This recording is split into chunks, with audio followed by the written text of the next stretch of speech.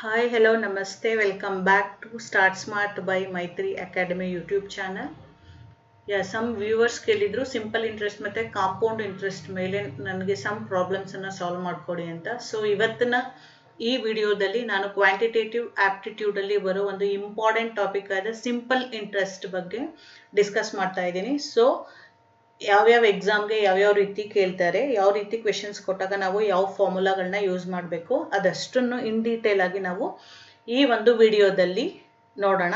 ಇದು ಬರೀ simple interest ಇರುತ್ತೆ. ಇನ್ನೊಂದು ವಿಡಿಯೋದಲ್ಲಿ ನಾನು ಕಾಂಪೌಂಡ್ ಇಂಟ್ರೆಸ್ಟ್ ಬಗ್ಗೆ ಮಾಡ್ತೀನಿ. ಫಸ್ಟ್ ಸಿಂಪಲ್ ಇಂಟ್ರೆಸ್ಟ್ ಏನು ಅನ್ನೋದನ್ನ ತಿಳ್ಕೊಳ್ತಾ ಹೋಗೋಣ.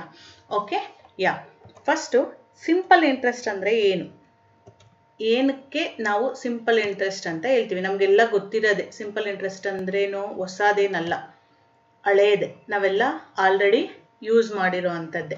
ಏನು, ನೀವು ಕೇಳಿರ್ತೀರ ನಿಮ್ಮ ಪೇರೆಂಟ್ಸ್ಗಳು, ಇಷ್ಟು ಬಡ್ಡಿಗೆ ದುಡ್ಡು ಇಸ್ಕೊಂಡೆ, ಇಷ್ಟು ಬಡ್ಡಿ ಆಯಿತು, ಇಷ್ಟು ವರ್ಷ ಇಸ್ಕೊಂಡೆ. ಸೊ ಈ ಥರ ಎಲ್ಲ ಎಕ್ಸಾಂಪಲ್ಸ್ ಎಲ್ಲ ಕೇಳಿರ್ತೀವಲ್ವಾ ನಾವು.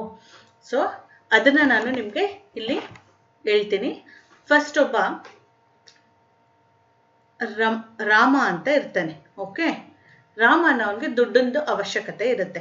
ಸೊ ಇವನಿಗೆ 10,000 ರೂಪಾಯಿ ಬೇಕಾಗತ್ತೆ. ಏನು ಹೇಳಿ, 10,000 rupees ಬೇಕಾಗತ್ತೆ. ಓಕೆ, 10,000 rupees ಬೇಕಾಗತ್ತೆ. ಸೊ ಅವನ ಫ್ರೆಂಡ್ ರಾಜು ಅವನ ಹತ್ರ ಕೇಳ್ತಾನೆ, ರಾಜು ನನಗೆ 10,000 rupees ಬೇಕು. ಆಫ್ಟರ್ 1 year ಆದಮೇಲೆ ನಾನು ನಿನಗೆ ರಿಟರ್ನ್ ಮಾಡ್ತೀನಿ, ನನಗೆ 10,000 ದುಡ್ಡು ಕೊಟ್ಟಿರು ಈಗ ಇದ್ರೆ ನನಗೆ ಎಮರ್ಜೆನ್ಸಿ ಅಂತ ಕೇಳ್ತಾನೆ.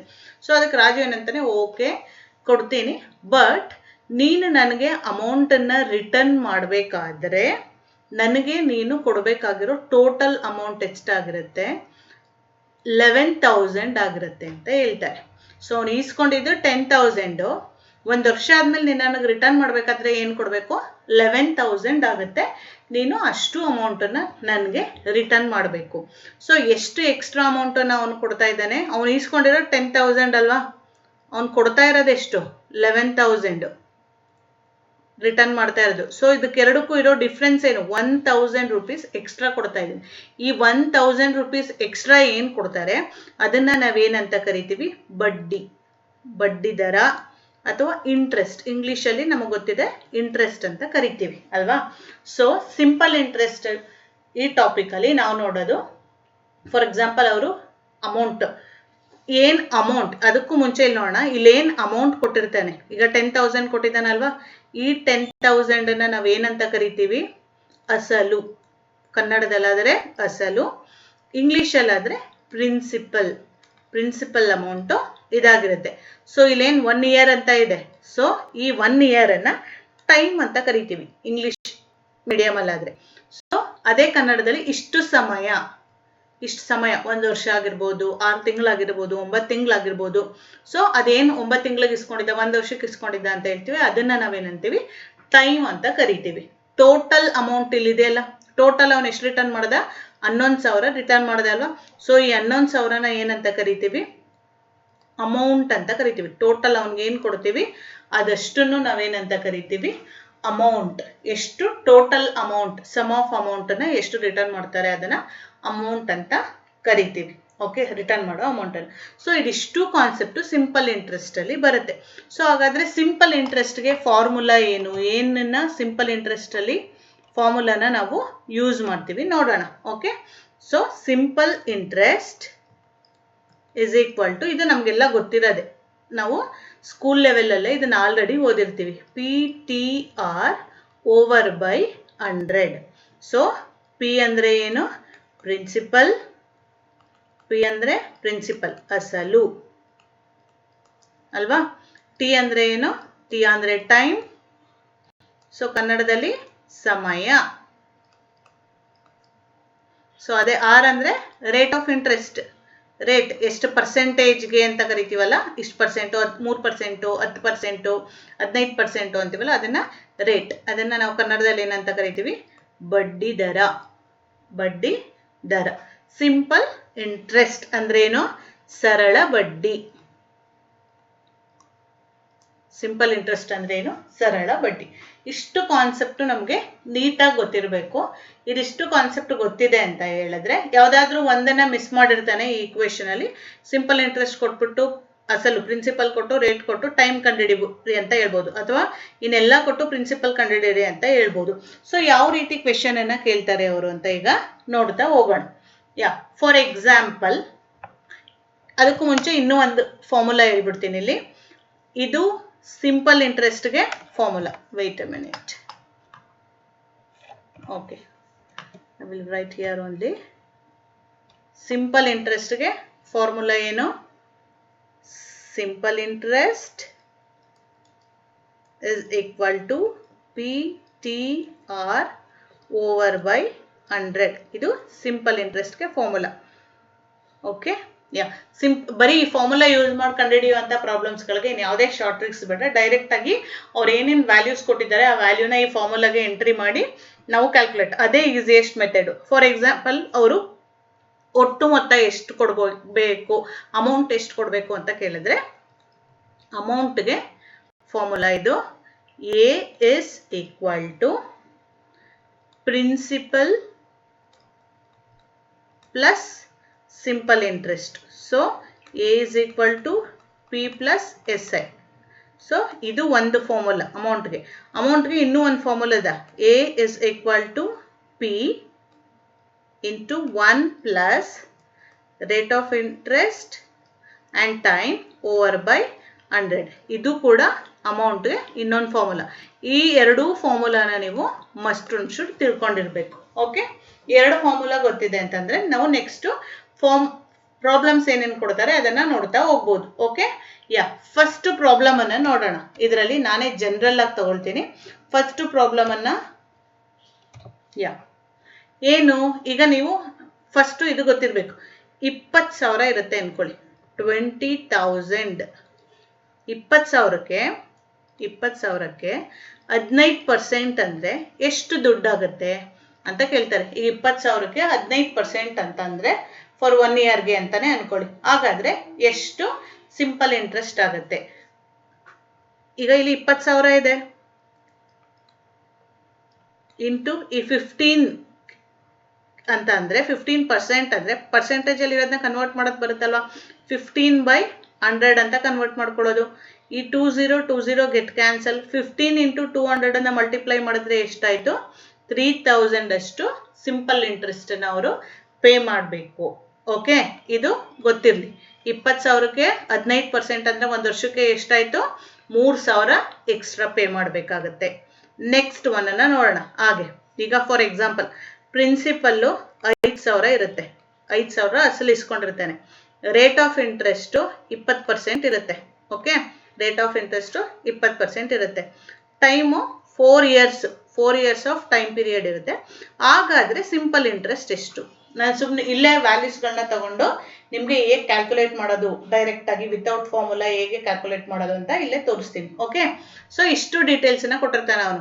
ಪ್ರಿನ್ಸಿಪಲ್ಲು 5,000 ಇಸ್ಕೊಂಡಿರ್ತಾನೆ. 20% ಅಲ್ಲಿ 4 ವರ್ಷ ಇಸ್ಕೊಂಡಿರ್ತಾನೆ. ಹಾಗಾದ್ರೆ ಸಿಂಪಲ್ ಇಂಟ್ರೆಸ್ಟ್ ಎಷ್ಟು ಅವನು ಪೇ ಮಾಡಬೇಕಾಗಿರೋದು? ಸೊ 5,000ಕ್ಕೆ 1 ವರ್ಷ ಫಾರ್ 1 ಇಯರ್ 5,000ಗೆ 20% ಅಂದ್ರೆ ಎಷ್ಟಪ್ಪ? ಫಾರ್ 1 ಇಯರ್ 20% ಅಂದ್ರೆ ಎಷ್ಟು ಬೀಳುತ್ತೆ? ಸೊ ಹೇಗೆ ಕ್ಯಾಲ್ಕುಲೇಟ್ ಮಾಡ್ತೀರಾ? 5,000 into 20% ಅಂದ್ರೆ 20/100. 20 ಗೆಟ್ ಕ್ಯಾನ್ಸಲ್. 5 2s 10. ಸೊ ಎಷ್ಟಾಯ್ತು? 1,000 rupees ಆಯ್ತು. ಇದು 1 ಇಯರ್ಗೆ. ಸೇಮ್ ಅದೇ ಇದಕ್ಕೆ ಮತ್ತೆ ಸೆಕೆಂಡ್ ಇಯರು ಅದೇ 20% ಅಂದ್ರೆ ಏನಾಗುತ್ತೆ? ಸೇಮ್ ಬರುತ್ತಲ್ವಾ. ಮತ್ತೆ ಥರ್ಡ್ ಇಯರ್ಗೂ ಅದೇ 20% ಅಂದ್ರೆ ಏನ್ ಬರುತ್ತೆ? ಸೇಮ್ ಬರುತ್ತೆ. ಇದು 1 ಇಯರ್ಗೂ ಸೇಮು, ಸೆಕೆಂಡ್ ಇಯರ್ಗೂ ಸೇಮು, ಥರ್ಡ್ ಇಯರ್ಗೂ ಸೇಮು, ನೀವು 4th ಇಯರ್ ಕನ್ಸಿಡರ್ ಮಾಡಿದ್ರು ಸೇಮ್. ಎಷ್ಟು ಸಲ 1,000 ಆಯ್ತು? 1 2 3 4 4 times 1,000 ಆಯ್ತು. ಅದಷ್ಟನ್ನು ಆ್ಯಡ್ ಮಾಡಿದ್ರೆ ಎಷ್ಟಾಯ್ತು? 4,000 ಅಷ್ಟು ಅವರು ಏನು ದುಡ್ಡನ್ನ ಕೊಡ್ಬೇಕಾಗತ್ತೆ ಸಿಂಪಲ್ ಇಂಟ್ರೆಸ್ಟ್ ಆಗಿ. ಓಕೆ, 4,000 ಸಿಂಪಲ್ ಇಂಟ್ರೆಸ್ಟ್ ಆಗಿ ಅವನು ಕೊಡ್ಬೇಕಾಗತ್ತೆ. ಸೊ ಈ ರೀತಿ ಕಂಡುಹಿಡಿಯೋದು. ನಿಮ್ಗೆ ಇದೆಲ್ಲ ಕನ್ಫ್ಯೂಸ್ ಆಗುತ್ತೆ ಅಂತಂದ್ರೆ ಡೈರೆಕ್ಟ್ ಆಗಿ ನೀವು ಫಾರ್ಮುಲಾ ಅಪ್ಲೈ ಮಾಡೋಣ ಇಲ್ಲಿ. ಓಕೆ, ಫಸ್ಟು ಪ್ರಿನ್ಸಿಪಲ್ ಅಮೌಂಟ್ ನೋಡೋಣ. ಪ್ರಿನ್ಸಿಪಲ್ ಅಮೌಂಟ್ ಏನಿತ್ತು? 5,000 ಇತ್ತು. ಟೈಮ್ ಎಷ್ಟು ಕೊಟ್ಟಿದ್ದ? 4 ಇಯರ್ ಕೊಟ್ಟಿದ್ದ. ರೇಟ್ ಆಫ್ ಇಂಟ್ರೆಸ್ಟ್ ಎಷ್ಟಿತ್ತು? 20% ಇತ್ತು. ಏನು ಕಂಡುಹಿಡಿಯಕ್ಕೆ ಹೇಳಿದ್ರು? ಸಿಂಪಲ್ ಇಂಟ್ರೆಸ್ಟ್ ಎಷ್ಟಾಗುತ್ತೆ. ಸೊ ಸಿಂಪಲ್ ಇಂಟ್ರೆಸ್ಟ್ಗೆ ನಿಮಗೆ ಫಾರ್ಮುಲಾ ಗೊತ್ತು. Simple interest is equal to PTR over by 100. So ಇದಕ್ಕೆ ನೀವು ಎಲ್ಲ ವ್ಯಾಲ್ಯೂಸನ್ನು ಬರೀರಿ. 5000 ಇಂಟು ಟೈಮ್ ಎಷ್ಟಾಯಿತು 4 ಇಂಟು ರೇಟ್ ಆಫ್ ಇಂಟ್ರೆಸ್ಟ್ ಎಷ್ಟು 20, ಪರ್ಸೆಂಟೇಜ್ ಇರೋದನ್ನ 20 ಅಂತ ಅಷ್ಟೇ ಬರ್ಕೋಬೇಕು, ಬೈ 100. ಸೊ ಈ 20 ಗೆಟ್ ಕ್ಯಾನ್ಸಲ್. 50 ಇಂಟು 20 ಅಂದರೆ 1000 ಇಂಟು 4 ಅಂದರೆ 4000. ನಾನು ಆಲ್ರೆಡಿ ಅಲ್ಲಿ ಹೇಳಿದೆ ಅಲ್ವಾ, 1 ವರ್ಷಕ್ಕಿಷ್ಟು, 2 ವರ್ಷಕ್ಕಿಷ್ಟು, 3 ವರ್ಷಕ್ಕಿಷ್ಟು. ಸೇಮ್ ಸಿಂಪಲ್ ಇಂಟ್ರೆಸ್ಟ್ ಎಷ್ಟು ಬಂತು ಇಲ್ಲಿ ನಿಮಗೆ 4000 ಬಂತು ಅಲ್ವಾ. ಸೊ ಇಷ್ಟೇ, ನೀವು ಈ ಎಲ್ಲ ವ್ಯಾಲ್ಯೂಸನ್ನು ಕೊಟ್ಟಿದ್ದಾರೆ ಅಂದಾಗ ಡೈರೆಕ್ಟ್ ಆಗಿ ಈ ಫಾರ್ಮುಲಾನೇ ಯೂಸ್ ಮಾಡಿ. ಇದೇ ಈಸಿಯೆಸ್ಟ್ ಫಾರ್ಮುಲಾ. ಇದನ್ನ ನೀವು ಯೂಸ್ ಮಾಡಿದ್ರೆ ಈಸಿಯಾಗಿ ನೀವು ಆನ್ಸರ್ ಅನ್ನ ಕಂಡುಹಿಡಿಬಹುದು. ಓಕೆ, ಯಾ ನೆಕ್ಸ್ಟ್ ಕ್ವೆಶನ್ ಅನ್ನ ನೋಡೋಣ. ಹಾಗೆ ಜಸ್ಟ್ ಹೀಗೆ ವ್ಯಾಲ್ಯೂಸ್ ಅನ್ನ ಕೊಡ್ತಾ ನಿಮಗೆ ಪ್ರಾಕ್ಟೀಸ್ ಆಗೋದಕ್ಕೆ ಬರಿತಾ ಹೋಗ್ತೀನಿ. Okay, ya for example next one, principal amount 1000 ಅಂತ ತಗೊಳ್ಳೋಣ. ಓಕೆ, ರೇಟ್ ಆಫ್ ಇಂಟ್ರೆಸ್ಟ್ ಎಷ್ಟು ತಗೊಳ್ಳೋಣ 10% ಪರ್ ಆನ್ಯೂಮ್. ಪಿ ಅಂದರೆ ಪರ್ ಆನ್ಯೂಮ್. ಟೈಮ್ ಎಷ್ಟು ತಗೊಳ್ಳೋಣ, ಟೈಮು 3 years ತಗೊಳ್ಳೋಣ. ಓಕೆ, ಸಿಂಪಲ್ ಇಂಟ್ರೆಸ್ಟ್ ಎಷ್ಟಾಗುತ್ತೆ ಅಂತ ಕಂಡುಹಿಡಿಬೇಕು ಅಂತ ಹೇಳಿದ್ದಾರೆ. ಸಿಂಪಲ್ ಇಂಟ್ರೆಸ್ಟ್ ಎಷ್ಟಾಗುತ್ತೆ ಅಂತ ಕಂಡುಹಿಡಿಬೇಕು. ಓಕೆ, ಸೊ ಸೇಮು 1000ಕ್ಕೆ 10% ಫಾರ್ ಫಸ್ಟ್ ಇಯರ್. 10% ಅಂದರೆ ಎಷ್ಟು ಬರುತ್ತೆ, ಫಸ್ಟ್ ಇಯರ್ 10% ಅಂದರೆ ಎಷ್ಟು ಬರುತ್ತೆ 100. ಸೆಕೆಂಡ್ ಇಯರು 10% ಅಂದರೆ ಎಷ್ಟು ಬರುತ್ತೆ 100. ಹೇಗಾಯಿತು ಇದು 1000 ಇಂಟು 10% ಅಂದರೆ 10/100. 20 D0 ಗೆಟ್ ಕ್ಯಾನ್ಸಲ್. 10 ಇಂಟು 10 100 ಅಲ್ವಾ. ಥರ್ಡ್ ಇಯರ್ ಎಷ್ಟಾಯಿತು 10% ಅಂದರೆ 100 rupees. ಸೊ ಇದಿಷ್ಟನ್ನು ಆ್ಯಡ್ ಮಾಡಿದ್ರೆ ಟೋಟಲ್ ಎಷ್ಟು 300 rupees ಅಲ್ವಾ. ಸೊ ಸಿಂಪಲ್ ಇಂಟ್ರೆಸ್ಟ್ ಎಷ್ಟಾಯಿತು 300 rupees.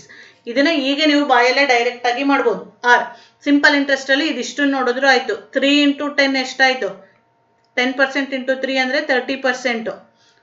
ಅಸಲೆಷ್ಟು 1000ಕ್ಕೆ 30% ಅಂದರೆ ಎಷ್ಟಾಗುತ್ತೆ 1000 ಇಂಟು 30/100 ಅಂತ ಬರ್ಕೊಳ್ಳಿ. ಈ 20 ಗೆಟ್ ಕ್ಯಾನ್ಸಲ್. 30 ಇಂಟು 10 ಎಷ್ಟಾಯಿತು 300 rupees ಸಿಂಪಲ್ ಇಂಟ್ರೆಸ್ಟ್. ಈಸಿ ಎಷ್ಟಲ್ವಾ. ಇಲ್ಲ ಇವೆರಡನ್ನು ಮಲ್ಟಿಪ್ಲೈ ಮಾಡಿ 30% ಆದರೆ 1000ಕ್ಕೆ ಎಷ್ಟು ಅಂತ ಕಂಡುಹಿಡಿಯೋದು, ಅಥವಾ ಇಂಡಿವಿಜುವಲಿ 1ನೇ ವರ್ಷಕ್ಕಿಷ್ಟು, 2ನೇ ವರ್ಷಕ್ಕಿಷ್ಟು, 3ನೇ ವರ್ಷಕ್ಕಿಷ್ಟು ಆದರೆ ಇದೆಷ್ಟು ಬರುತ್ತೆ.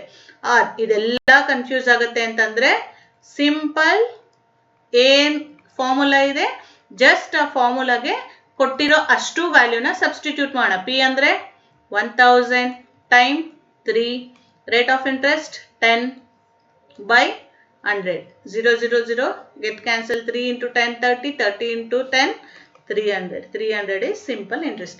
ಇದೆಲ್ಲ ಕನ್ಫ್ಯೂಸ್ ಆಗುತ್ತೆ ನಮಗೆ ಬೇಡ ಅಂತ ಹೇಳಿದ್ರೆ ಇದೇ ಈಸಿಯೆಸ್ಟ್ ಮೆಥಡ್. ನೀವು ಫಾರ್ಮುಲಾಗೆ ಏನು ಅಪ್ಲೈ ಮಾಡ್ತೀರಾ ಅದೇ ನಿಮಗೆ ತುಂಬಾ easiest method. Okay, yeah shall I move. ಇದೇ ತರ ಇನ್ನೊಂದು ಪ್ರಾಬ್ಲಮ್ ತಗೊಳ್ಳ. ಇದೇ ತರ ಇನ್ನೊಂದು ಪ್ರಾಬ್ಲಮ್ ಅನ್ನ ತಗೊಳ್ಳೋಣ. ಈಗ ಇಲ್ಲಿವರೆಗೂ ನೀವು ಏನ್ ಕಂಡುಹಿಡಿದ್ರಿ, ಸಿಂಪಲ್ ಇಂಟ್ರೆಸ್ಟ್ ಅನ್ನ ಕಂಡುಹಿಡಿದ್ರಿ ಅಲ್ವಾ. ಸಿಂಪಲ್ ಇಂಟ್ರೆಸ್ಟ್ ಎಷ್ಟು ಬರುತ್ತೆ ಅಂತ ಕಂಡುಹಿಡಿದ್ರಿ. ಸೊ ನೆಕ್ಸ್ಟ್ ಏನ್ ಮಾಡೋಣ, ಫಾರ್ ಎಕ್ಸಾಂಪಲ್ ಪ್ರಿನ್ಸಿಪಲ್ ಅಮೌಂಟು 1500 ಇರುತ್ತೆ. ಓಕೆ, ರೇಟ್ ಆಫ್ ಇಂಟ್ರೆಸ್ಟ್ 30% ಕೊಟ್ಟಿರ್ತಾರೆ. 30% ಪರ್ ಆನ್ಯೂಮ್ ರೇಟ್ ಆಫ್ ಇಂಟ್ರೆಸ್ಟ್ ಕೊಟ್ಟಿರ್ತಾರೆ. ಸೊ ಸಿಂಪಲ್ ಇಂಟ್ರೆಸ್ಟ್ ಕೊಟ್ಟಿರ್ತಾರೆ. ಸಿಂಪಲ್ ಇಂಟ್ರೆಸ್ಟ್ ಎಷ್ಟಾಗುತ್ತೆ ಇಲ್ಲಿ 2250 ರೂಪಾಯಿ ಅಂತ ಅನ್ಕೊಳ್ಳಿ. ಸಿಂಪಲ್ ಇಂಟ್ರೆಸ್ಟ್ ಎಷ್ಟಾಯ್ತು 2000. ಯಾಕೆ ಈ ಪ್ರಿನ್ಸಿಪಲ್ಗಿಂತ ಇದು ಜಾಸ್ತಿ ಹಾಕಿದೆ ಅಂದ್ರೆ ಅವ್ನು ಕೊಟ್ಟಿರೋದು 30% ಅಷ್ಟು ರೇಟ್ ಆಫ್ ಇಂಟ್ರೆಸ್ಟ್ ಅಲ್ವಾ. ಅದಕ್ಕೆ ಸಿಂಪಲ್ ಇಂಟ್ರೆಸ್ಟ್ ಪ್ರಿನ್ಸಿಪಲ್ ಅಮೌಂಟ್ಗಿಂತ ಜಾಸ್ತಿ ಇದೆ ಇಲ್ಲಿ. ಸೊ ಹಾಗಾದ್ರೆ ಎಷ್ಟು ಟೈಮ್ ಪೀರಿಯಡ್, ಟೈಮ್ ಅನ್ನ ನಾವು ಇಲ್ಲಿ ಕಂಡುಹಿಡಿಬೇಕು. ಸೊ ನಿಮ್ಗೆ ಡೈರೆಕ್ಟ್ ಆಗಿ ಬೆಟರ್ ಆಪ್ಷನ್ ಅಂದ್ರೆ ಫಾರ್ಮುಲಾಗೆ ಸಬ್ಸ್ಟಿಟ್ಯೂಟ್ ಮಾಡಿ. Simple interest is equal to PTR over by 100. Simple interest ಎಷ್ಟು ಕೊಟ್ಟಿದ್ದಾನೆ 2250 is equal to principal 1500 into time ನಮಗೆ ಗೊತ್ತಿಲ್ಲ, ಅದನ್ನ ಹಾಗೆ ಬರ್ಕೊಳ್ಳಿ. ಆರ್ ಎಷ್ಟು rate of interest 30/100. 20 get cancel. 2250 is equal to time ಗೊತ್ತಿಲ್ಲ, ಹಾಗೆ ಬರೀತೀರಾ 15 ಇಂಟು 30. ಅಲ್ಲಿ ಏನು ಉಳ್ಕೊಂಡಿದೆ ಅದಷ್ಟನ್ನು ಮಲ್ಟಿಪ್ಲೈ ಮಾಡಿ ಎಷ್ಟು ಬರುತ್ತೆ ಇಲ್ಲಿ 450 ಬರುತ್ತೆ. ಸೊ ಇಲ್ಲೊಂದು 0 ಇದೆ, ಇಲ್ಲೊಂದು 0 ಇದೆ, ಗೆಟ್ ಕ್ಯಾನ್ಸಲ್ಸ್. ದೆನ್ ಟೈಮ್ ಏನಾಗುತ್ತೆ 225/45. 225ನ್ನ 45ರಿಂದ ಡಿವೈಡ್ ಮಾಡಿ 45 5s 225 ಅಲ್ವಾ. ಸೊ ಎಷ್ಟಾಯಿತು 5s. ಸೊ ಟೈಮ್ ಎಷ್ಟಾಯಿತು t is equal to 5 years. ಈ ರೀತಿನೂ ಕೇಳ್ತಾನೆ. Simple interest ಕೊಟ್ಬಿಡ್ತಾನೆ. ಟೈಮ್ ಎಷ್ಟು ಟೈಮಲ್ಲಿ ನಾವು ಅವರು ಅಷ್ಟು ಸಿಂಪಲ್ ಇಂಟ್ರೆಸ್ಟ್ನ ಪೇ ಮಾಡ್ತಾರೆ, ಟೈಮನ್ನು ನೀವು ಫೈಂಡ್ ಔಟ್ ಮಾಡಿ ಅಂತ ಕೂಡ ಕೇಳ್ತಾರೆ. Okay yeah. ನೆಕ್ಸ್ಟ್ ಸಪೋಸ್ ಅವರು ರೇಟ್ ಆಫ್ ಇಂಟ್ರೆಸ್ಟನ್ನು ಇಂಪ್ರಾಪರ್ ಫ್ರ್ಯಾಕ್ಷನಲ್ಲಿ ಕೊಟ್ಟಿರ್ತಾರೆ. ಅದೊಂದು ಪ್ರಾಬ್ಲಮನ್ನು ನೋಡೋಣ ಇಲ್ಲಿ. Okay, rate of interest.